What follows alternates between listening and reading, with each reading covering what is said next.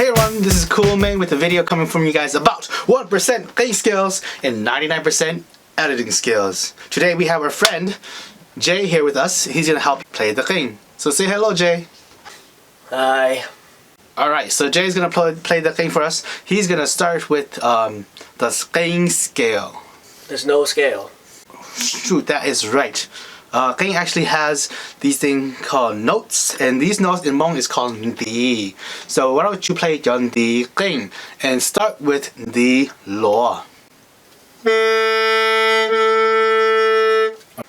Alright, now play the zu or the lai.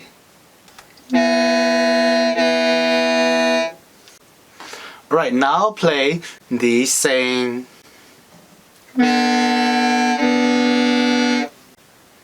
Nice, nice. Now turn to the other side now and play the ju.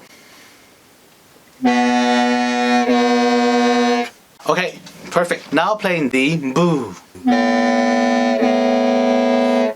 Alright, and lastly now play the do. Now it's time for some editing skills.